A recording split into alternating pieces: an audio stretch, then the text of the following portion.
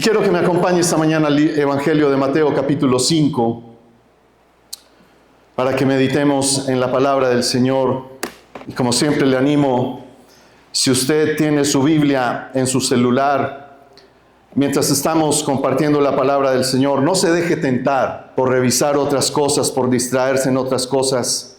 Simplemente tenga su corazón puesto en lo que el Señor esta mañana va a hablar a nuestros corazones. Mateo capítulo 5, versículos del 14 al 16. Vamos a leer allí la escritura y dice la palabra del Señor: Vosotros sois la luz del mundo. Una ciudad asentada sobre un monte, ¿no qué? No se puede esconder. Tenga en cuenta esa palabra. Ni se enciende una luz y se pone debajo de un almud o de un cajón, sino que sobre el candelero y alumbra a todos los que están en casa. Diga conmigo, todos los que están en casa.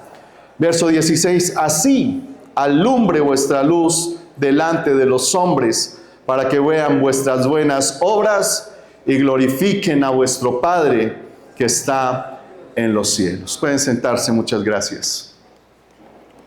Brillando para Dios. Este es como una especie de halago que Jesús le está haciendo a los discípulos. Halago no en el sentido de que Jesús les estuviera levantando su ego o su orgullo, sino más un halago retador, porque Jesús fue el único que dijo de sí mismo: yo soy la luz del mundo. El que me sigue no andará en tinieblas. Y luego Jesús le está diciendo a sus discípulos: así como yo soy, entonces son y deben ser ustedes. Ustedes deben ser la luz. Así como la luz en Cristo apareció para venir a rescatar lo que se había perdido, al depositar en nosotros Jesús la luz, somos nosotros responsables de rescatar lo que está a punto de perderse. Mientras el pastor daba el anuncio de los nuevos, yo pensaba que uno podría llegar a decir: pero yo oro mucho para que Dios traiga nuevos a la iglesia. Pero si esa oración no se transforma en una luz que brille en tu propia vida de manera que otros puedan verla, entonces nos estaríamos identificando con esa luz que se enciende, pero se esconde debajo de un cajón, y no tiene sentido una luz que no alumbra. Mientras preparaba esta reflexión, al tener la oportunidad de ir por algunas ciudades del país, sabe que hay una característica. Algunos hermanos que de pronto han vivido en esta ciudad, sé que no me van a desmentir, pero cuando yo voy a Bogotá, hay ciertos sectores o ciertas calles que uno prefiere no transitar porque la luz es muy débil y se ve muy oscura. Aunque haya lámparas, aunque haya luces de las casas, no sé por qué las calles se ven muy, muy oscuras, y a uno le da hasta temor atravesar por esos lugares, ¿verdad o no? Aquí hay algunos hermanos. Yo he ido varias veces, y cuando me bajo del Transmilenio para el recorrido hacia el hotel donde me estoy hospedando, a veces veo unas calles que yo digo: ¿qué le pasa a la luz de Bogotá? ¿Sí? No sucede eso en otros lugares que tenemos muy buena iluminación, y esa iluminación nos da confianza para movilizarnos, desplazarnos, incluso a veces para estar hasta tarde de la noche por ahí, haciendo que no sé, espero que no sea lo malo. Pero cuando Jesús le está diciendo a los discípulos: ustedes son la luz del mundo, los está cargando de una tremenda responsabilidad en cuanto a la necesidad de que muchas vidas que están en tinieblas puedan ver la luz. Y escúcheme bien, usted está aquí para convertirse en esa luz a través de la cual otros puedan ver a Cristo. Entonces quiero que veamos esta mañana tres cosas que implican este texto que acabamos de leer. Número uno, una luz es para ser, ¿qué? Vista. Número dos, una luz es una luz que sirve para guiar. Y número tres, una luz también es algo que sirve para advertir. Lo primero que Jesús está hablando con sus discípulos es diciéndoles: una luz o una ciudad que está asentada sobre un monte, no se puede esconder. Y por eso le decía al principio, tenga en cuenta esa palabra esconder. Porque la luz de Cristo que usted ha recibido no puede reservársela para usted solito. Hay un resplandor que algunos a su lado están esperando que brille. Así como el resplandor de Cristo sacó a algunos de la cárcel espiritual, dio vista a los ciegos, libertó a los cautivos, sanó a los enfermos, libertó a los endemoniados. Pues déjeme decirle que esa misma luz debe resplandecer a otros a nuestro lado, porque hay muchos en esas mismas condiciones. Y no muy lejitos de usted y de mí, muy cercanos a nosotros, tal vez en el círculo más cercano a nosotros, hay muchos padeciendo por muchas aflicciones, no solo físicas, sino espirituales, morales, porque están en oscuridad y en tinieblas. La palabra no se puede esconder. Implica que usted y yo somos llamados a dar un testimonio público de la fe que hoy tenemos. Que nosotros podamos resplandecer más afuera que lo que resplandecemos aquí adentro. El sentido de haber sido trasladados de las tinieblas a la luz. Recuerde ese texto de la carta del apóstol Pedro. ¿Era para qué? Para una sola cosa. Para que anunciéis las virtudes del que os llamó, ¿de dónde? De las tinieblas, y no cualquier luz, sino su luz admirable. Note el apellido que le pone el apóstol ahí en su escrito, a la luz, sino que nos llamó a su luz admirable. La pregunta que hoy debemos hacernos es si estamos brillando de la manera que otros pueden ver el resplandor de nuestra vida en Cristo Jesús. Es muy difícil, amado hermano, encender una luz. Cuando hablamos de este tema, pues la referencia de luz que nosotros tenemos a la referencia de luz que estaba en el contexto de aquel momento era muy diferente a lo que nosotros vemos hoy, porque no había electricidad. Para nosotros es muy fácil sencillamente encender un switch o prender un breque y tenemos luz en toda la casa. Ponemos lámparas de diferentes lúmenes, ponemos diferentes modelos y eso nos ilumina hasta el último rincón. Pero en aquel entonces estábamos hablando de una luz que no era ni siquiera fácil de encender, de mantener encendida. Estamos hablando de una luz que se producía en una vasija. Usted la acabó de ver ahí más o menos en la primera diapositiva. Esa tea, esa recipiente que contenía aceite y se necesitaba un fuego para poder encender la mecha que estaba en la boquita ahí de la vasija que pudiera ir consumiendo el aceite. Y cuando ese se ponía en un lugar alto para que alumbrara a todos, había que cuidarla de los vientos y de las cosas que vinieran para apagar ese fuego, porque era difícil volver a encenderlo. Entonces, en el contexto que Jesús está hablando de ustedes son la luz del mundo, estamos hablando de otro tema implícito en esa enseñanza, y es que recuerde que cuando el Señor habla la parábola de las 10 vírgenes, hay una cosa tremenda que nos compromete a nosotros en el cuidado de qué está lleno nuestro recipiente. ¿Hay o no suficiente aceite en nosotros para que nuestra luz se mantenga encendida? Mire, el concepto de luz corre por todas las escrituras en el sentido de una revelación progresiva, porque en el principio, ¿qué había? En el principio creó Dios los cielos y la tierra estaba desordenada y vacía, y dijo Dios, sea la luz. Y fue la luz, y separó Dios la luz. Desde el principio hizo Dios una separación entre la luz y las tinieblas, de manera que llamó a la luz día y a las tinieblas llamó noche. Hay un precioso texto, perdónenme, no recuerdo si es en los Salmos o en los Proverbios, que dice, porque la senda del justo es como la luz de la aurora que va en aumento hasta que el día es perfecto.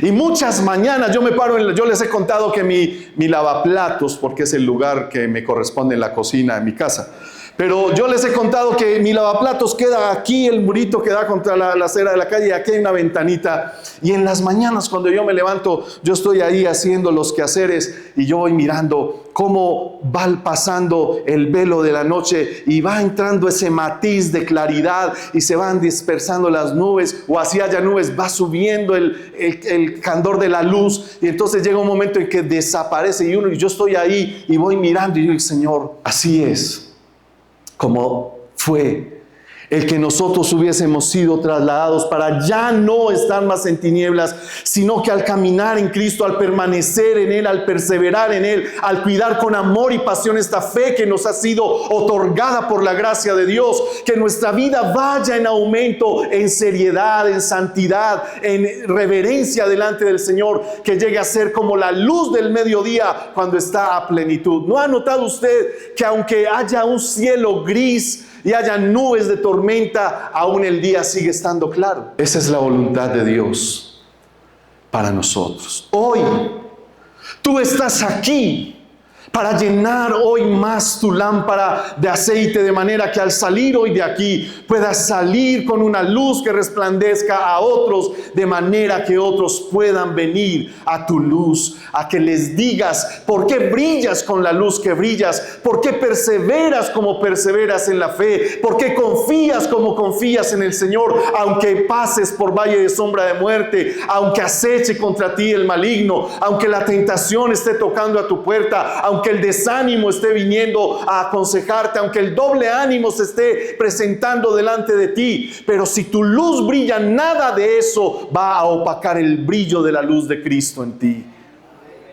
Una luz, una ciudad sobre un monte, una luz que se enciende, no se puede esconder. ¿De qué hablarían esas 10 vírgenes aquella noche mientras esperaban al esposo? Por un momento pregúntense, ¿cuál era su conversación? ¿Cómo será el vestido del esposo? ¿Qué tan buena habrá quedado la comida?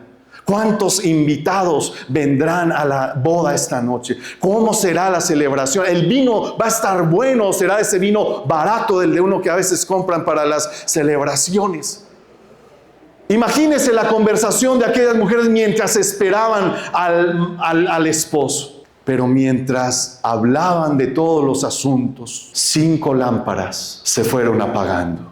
5 de esas mujeres empezaron a cabecear porque no llegaba el esposo. ¿Cómo llama la palabra en esa parábola a esas 5 vírgenes? Las insensatas o imprudentes, porque no se aprovisionaron del aceite suficiente, porque no se sabe a qué horas ha de venir el esposo, no se sabe a qué hora será el llamado de que viene el esposo, no se sabe a qué hora se abrirá la puerta para la celebración eterna. Por eso hay que tener aceite suficiente, de manera que cuando se apagaron sus lámparas, estas imprudentes les dijeron a las demás: vayan y compren para ustedes y también para nosotras, porque como no sabemos cuándo vendrá el esposo, que no se nos vaya a apagar la lámpara a todas. Sin embargo, aquellas vírgenes prudentes les dijeron: no es justo que hayamos comprado suficiente para nosotros y no nos vamos a ir, porque en medio de ir, de pronto viene el esposo y nos perdemos la entrada a las bodas. Así que ustedes verán, por no haber llenado suficientemente sus lámparas de aceite. ¿Sabe qué es lo que le pasa a algunos creyentes hoy en día? Que no perseveran, que se quedan a mitad de camino, que desfallecen fácilmente, que son seducidos a devolverse fácilmente al mundo, que no aprovechan su comunión con Dios para llenar continuamente sus lámparas de aceite. Es decir, llenarnos de aceite. El aceite también, bueno, hablamos ahora de la revelación progresiva de la luz, porque ahora cuando el Señor crea la luz en Génesis, Él hace una separación de la luz y las tinieblas. Ahora aparece Cristo y dice: yo soy la luz del mundo, aplicando eso al sentido espiritual para quitar la ceguera que produce las tinieblas. Y ahora hasta en Apocalipsis dice que ya en el cielo no habrá necesidad de luz de día ni de luz del sol, porque la gloria del Señor mismo, el resplandor de la gloria del Señor, será la que ilumine la nueva Jerusalén y la eternidad. Pero mientras estamos aquí, nos corresponde a nosotros comportarnos como vírgenes prudentes, que venimos a llenar nuestras lámparas de aceite. Que no haya nada que nos distraiga, que no haya ninguna cosa que quite nuestra mirada de la meta, que no haya nada que nos desmotive, mi hermano, porque lo más triste que a uno le parece, me parece a mí, cuando yo hablo con algunos que uno les va sintiendo la sazón de la desmotivación, de tirar la toalla en su conversación, algunos que se van aislando, que se van silenciando y van muriendo y después uno ya nunca los vuelve a ver. ¿Qué pasó con ese? Se le apagó su lámpara. Por eso es necesario mantenerse al lado de aquellos que saben aprovisionar sus lámparas de aceite. El aceite también tiene un sentido de revelación progresiva en las Escrituras. En el templo, en el tabernáculo, el Señor había dado la orden de que la lámpara del tabernáculo nunca podía apagarse. Debía arder día y noche, por eso debía prepararse aceite suficiente para que los levitas fueran cada día a cambiar en la mañana, a cambiar en la noche el aceite, a surtir de aceite la lámpara, de manera que no se apagara nunca la luz en el tabernáculo. Y hay una historia triste, muy triste en las Escrituras.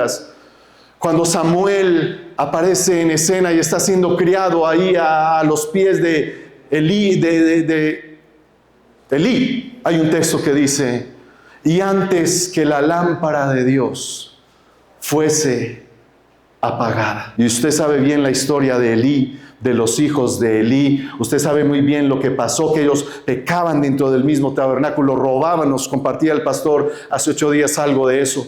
Pero ¿dónde empezó todo? Cuando se empezó a ser irreverente con la orden del Señor de que en su casa nunca debía apagarse la lámpara del templo. Y ya sabemos lo que representa entonces el aceite necesario. Es tipo también en las Escrituras del Espíritu Santo. Pero ¿de cuántas vidas hoy está ausente el Espíritu Santo? Muchos hablan, muchos hoy incluso predicamos, muchos hacemos muchas cosas, pero no todas necesariamente son enviadas, sostenidas, apoyadas. En muchas de ellas no está el Espíritu de Dios como respaldo de lo que hacemos.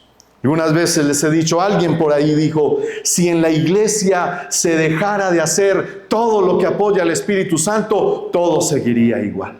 Todo se seguiría haciendo, porque casi nunca le preguntamos al Señor: ¿qué es lo que quieres que hagamos? Enséñanos y dinos por medio de tu Espíritu Santo cómo, dónde, cuándo, con qué hacerlo, Señor. Porque el Señor dijo: cuando venga el Espíritu, Él los guiará a toda la verdad, les enseñará lo que han de saber. Él como luz, Él como guiador, como pantocrator nuestro, Él nos guía por el camino de la luz.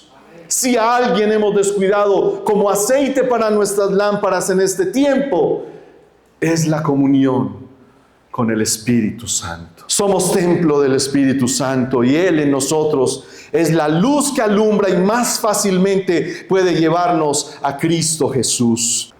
Sin la ausencia del Espíritu Santo, la vida de una persona es una vid sin fruto. Es una cisterna sin agua. Es un desierto seco. ¿Cómo está tu luz hoy? ¿A cuántos alumbra tu luz? Todos aquí saben lo que es una linterna, ¿verdad? ¿Sí? Y es muy bueno cuando la linterna tiene su potencial que nos permite. ¿Qué nos produce eso anteriormente cuando había muchos apagones, incluso en nuestra ciudad?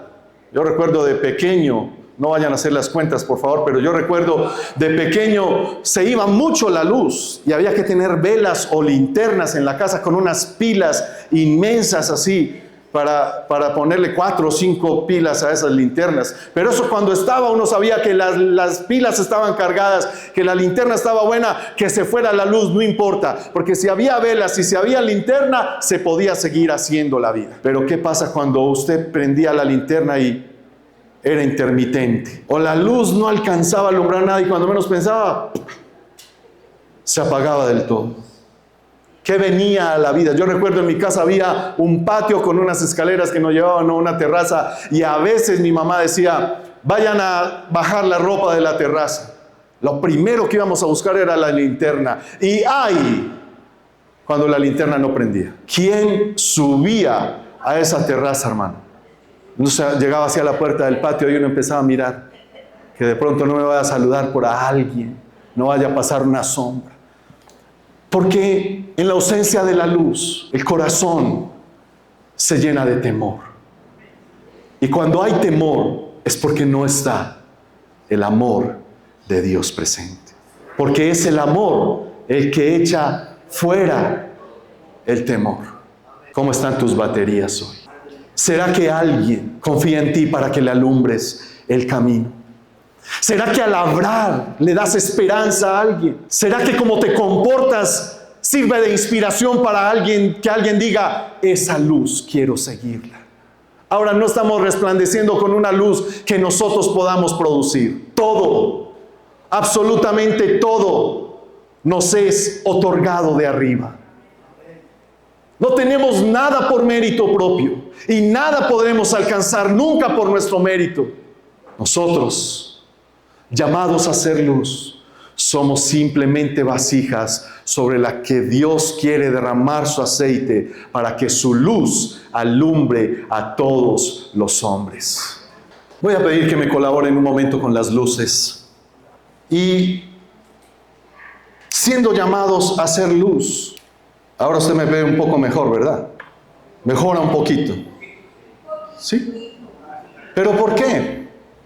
Porque la luz es débil, porque la luz es tenue, no es suficiente. Entonces, si yo acerco esta luz a mi rostro, de seguro, a medida que la luz aumente, va a ser más claro el asunto, ¿verdad? Y así, como no es cómoda las tinieblas, hay muchos afuera, incómodos en las tinieblas, mi amado hermano. Si yo le pidiera a usted que trajera su luz, y a medida que vayamos subiendo, vamos a ver mejor, ¿verdad? Johncito, véngase por aquí un momento, por favor, y me disculpa abusar de la confianza. John, usted es la luz del mundo. Y usted debe ir a alumbrar a aquellos que están en tinieblas. ¿Está dispuesto a ir? Amén. Vaya pues. Lo bueno es que la luz podemos volverla a encender dependiendo de nuestra disposición. Vaya pues, alúmbrelos. ¿Qué hacer? ¿Qué cree usted que tiene que hacer para poder ir y alumbrar a otros?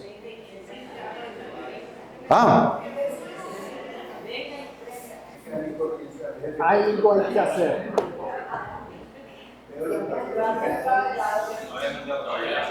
Vaya, alúmbrelos. ¿Será que sí estaré preparado? Vaya, alúmbrelos. Yo voy a ir a alumbrarlos.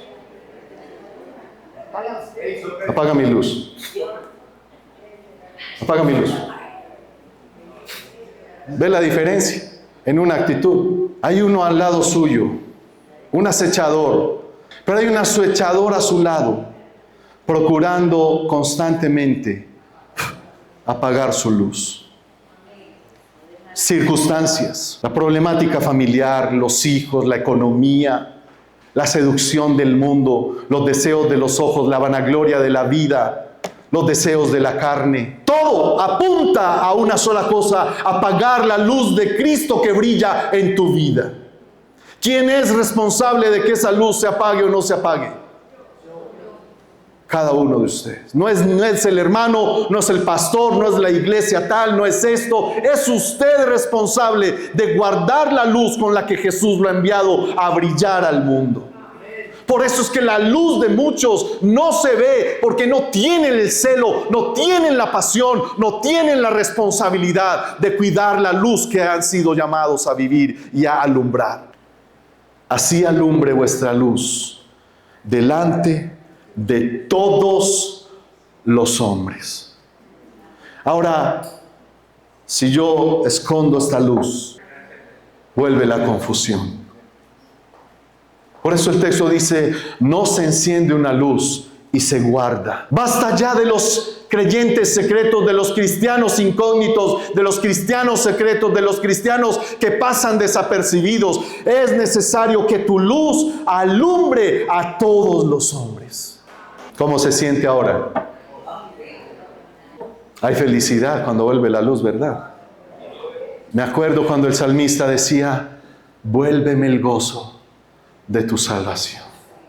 ¿Cómo se siente usted de recordar que fue trasladado de las tinieblas a la luz? ¿Qué había en las tinieblas? ¿Qué se rompió en las tinieblas? ¿Qué acabó el Señor? ¿Qué victoria tuvo el Señor sobre las tinieblas? ¿Y qué nos ha dado ahora que nos ha trasladado a la luz, donde estamos cómodos, donde estamos felices, donde estamos tranquilos, donde podemos ser libres? No podemos perder nunca el gozo de nuestra salvación. No es comparable la tristeza de la miseria en las tinieblas al gozo que se vive en la luz admirable al estar en Cristo Jesús.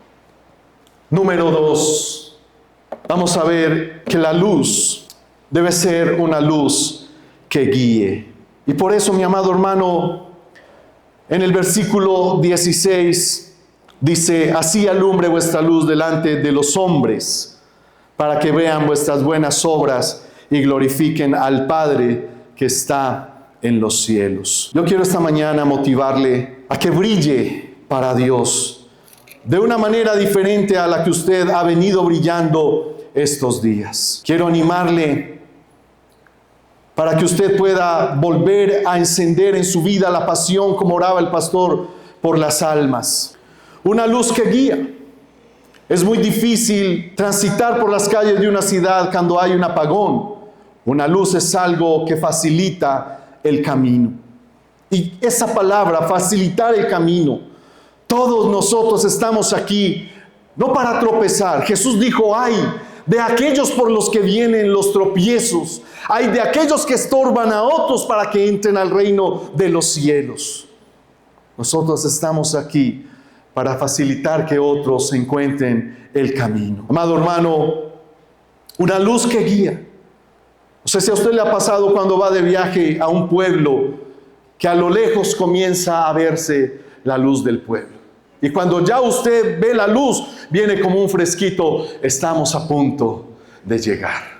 Afuera hay muchos preguntándose cómo salir de su miseria espiritual, cómo poder encontrar donde su corazón se ha sanado del dolor y del quebranto que ha producido una vida entera de pecado. Afuera hay algunos preguntándose, ¿dónde hallarían agua para su sed? ¿Dónde habrá pan para su hambre espiritual? Pero por estar en las tinieblas y por falta de quien les alumbre el camino, aún siguen sufriendo. Les mencioné las calles de Bogotá al comenzar. Puede suceder en muchas otras ciudades igual. Pero, amado hermano, nadie va a transitar por un lugar donde la luz no le dé confianza. Le voy a hacer varias preguntas. ¿Qué luz siguen en tu casa? ¿Qué luz ven tus vecinos en el barrio? ¿Qué luz ve la sociedad en ti? ¿Qué ven tus compañeros de trabajo? ¿O solo alumbras mientras estás en la iglesia? Recuerde, usted y yo venimos a llenar nuestras lámparas de aceite con el único propósito de salir y resplandecer mucho mejor. No podemos caer en el sentido de hipocresía de los fariseos, que eran ciegos, guías de ciegos, porque ambos, tanto el guía como que quien es guiado, caerá en el hoyo. Nosotros tenemos el enorme privilegio, invaluable privilegio, indescriptible privilegio, de mostrarles a otros cómo llegar a aquel que es el camino, la verdad y la vida.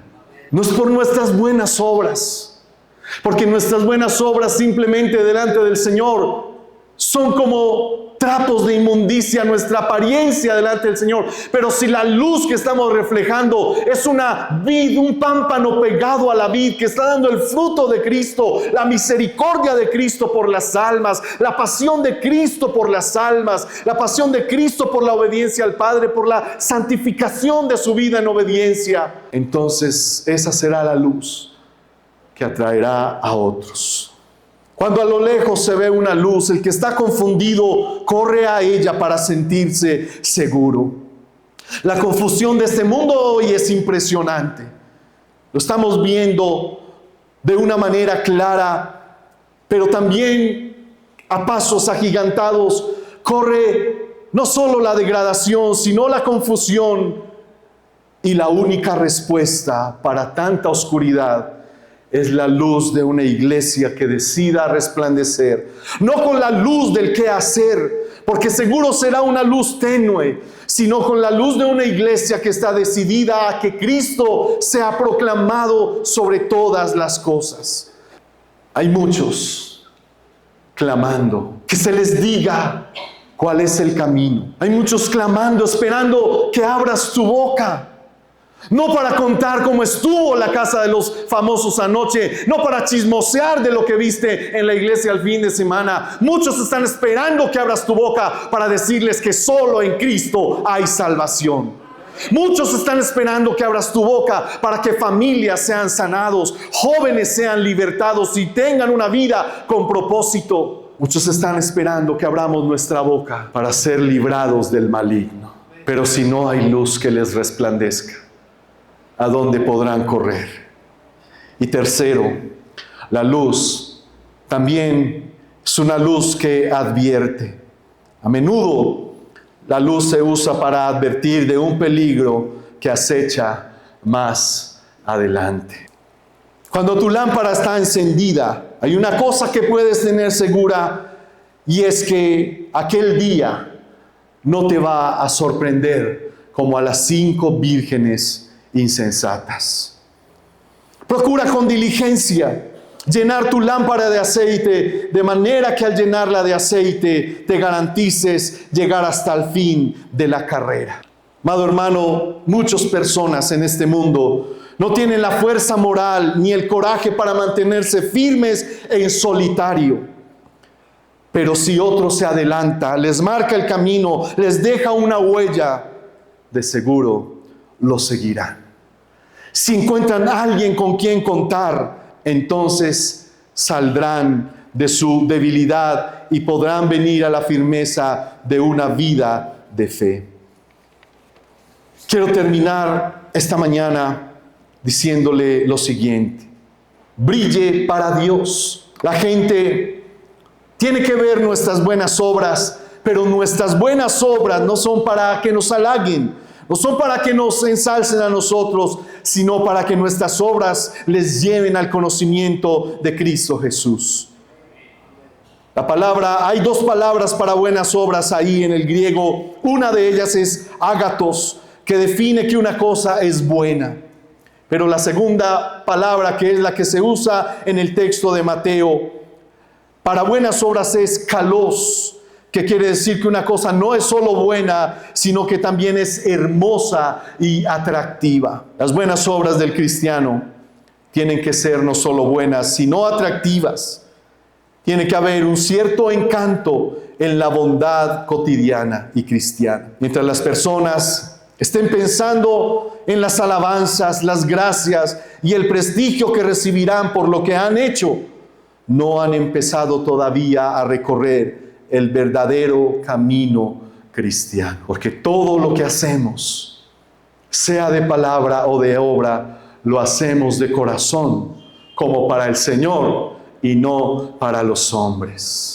Cuando tú estás hablándole a alguien de la esperanza en Cristo, cuando estás anunciando el Calvario como esperanza en Cristo, estás haciendo una obra para Dios, no para que tú seas conocido como un gran hombre de Dios, como una gran sierva de Dios. No, nosotros no contamos. Lo que cuenta es que Él sea conocido. Esa es la voluntad del Padre. Cristo Jesús lo dijo claramente, y esta es la voluntad, que te conozcan a ti y a Jesucristo a quien has enviado. ¿Y a qué vino Cristo? A salvar lo que se había perdido. Usted y yo allá estábamos perdidos y fuimos salvos por el amor con que fuimos alcanzados. Por favor, ahora vamos a salvar a otros. Por favor, ahora vamos a alcanzar a otros que están perdidos. No dejes que tu luz se vuelva una tenue luz donde nadie quiere acercarse. El cristiano debe ser una de esas luces que se pueden ver a lo lejos, que provocan seguridad. El cristiano debe ser una luz que también guía a otros, que atrae, que seduce, no tú. Recuerda esto, no es tú, ni las buenas cosas que hagas, es las obras de Cristo resplandeciendo, fructificando, aumentándose en tu vida. Y la luz del cristiano debe ser también una luz que advierte que estos tiempos son los más peligrosos para la fe. Ayer, mientras teníamos una charla familiar con algunas personas cercanas, alguien lanzó esta expresión: todos los caminos y todas las religiones conducen al mismo Dios. Y eso, hermano, me confrontó muchísimo, porque no es así. Hay un solo Dios y un solo mediador entre Dios y los hombres, Jesucristo hombre. Bendiga al Señor esta mañana. Por eso quiero animarle esta mañana que brille con la luz de Jesús, que resplandezca, de manera que usted se convierta en luminar que otro pueda venir a encenderse. Si Johncito hubiese podido ir, es en el sentido del ejemplo, ¿ok? Con su luz, ¿a cuántos hubiese podido alumbrar? Y usted y yo sabemos cómo Dios puede usarnos para alumbrar, rescatar, sanar, libertar. Usted no se imagina a cuántos Dios puede llevarlo a usted para que por medio de usted otros vengan de las tinieblas a la luz admirable. Por favor, conviértase en esa luz admirable que brilla a través de Cristo Jesús.